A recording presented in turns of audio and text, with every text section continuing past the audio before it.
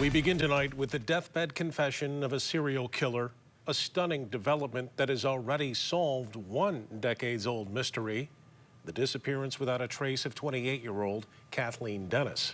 Target 8 has learned that serial killer Gary Artman, just days from death, confessed to Dennis's 1995 murder.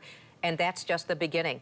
Target 8 investigator Susan Samples covered the murders of a dozen women in the mid-90s, and she's breaking these incredible developments tonight. Susan. Gary Artman died of lung cancer on Thursday, and though the long-haul trucker told detectives he had murdered 11 women, there is no evidence that's an accurate number.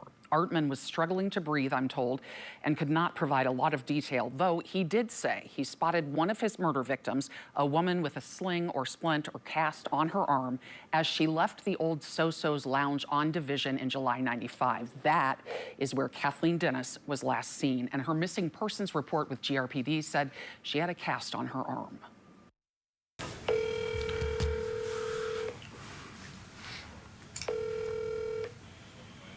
This is Tommy. Hey, Tommy. Andy Hines, Detective Sergeant with the Kent County Sheriff's Office. How you doing? On the other end of the line, a son who's been waiting 28 years for this call to finally know the face of the monster who took his mom away. Unfortunately, he did disclose to us some details where we believe he is responsible for your mom's murder. Tommy Dennis was just 7 years old when his mom, Kathleen Dennis, known for her laughter and bubbly spirit, traveled with her sister from their hometown in Nebraska to work Division Avenue in Grand Rapids Red Light District. That's where police are now confident that she crossed paths with serial killer Gary Artman. Oh, wow. Yeah, we're still working, Tommy, on several other cases in the Grand Rapids area around the same time. We believe he could be linked to many more. Over 3 years in the mid-90s, 17 moms, sisters, wives, most working in the sex industry, were found murdered in and around Grand Rapids. 4 of them, including Kathleen Dennis, vanished, never to be seen again. For nearly 3 decades, there were no answers until forensic genetic genealogists, using suspect DNA from the 1996 murder of Sharon Hammock, identified Gary Artman as Hammock's killer. But all these other murders, they're idiots. Your detectives right there, excuse my language, are idiots. Artman, defiant at his sentencing, stuck to his claim of innocence. But 3 months later, as he neared death, a stunning confession.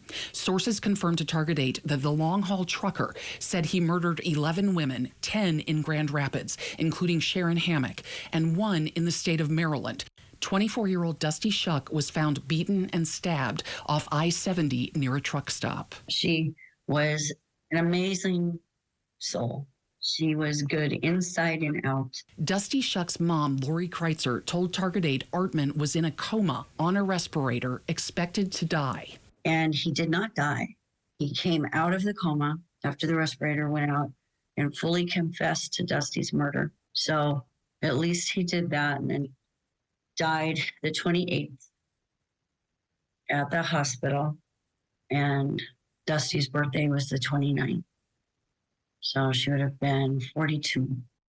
Kathleen Dennis would have been 56. Detectives said, based on details Artman provided, it's unlikely Dennis's remains could ever be recovered.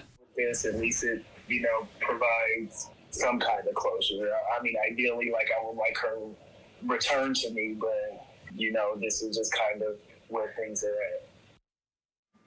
Dusty Shuck's mom believes Artman used his job as an over-the-road trucker to rape, murder, and dispose of vulnerable women across the country. How many, no one knows. Artman may have put his victim count at 11 only because a Kent County prosecutor mentioned that specific number, 11, when he talked about the unsolved cases in Grand Rapids during Artman's sentencing for Sharon Hammock's murder.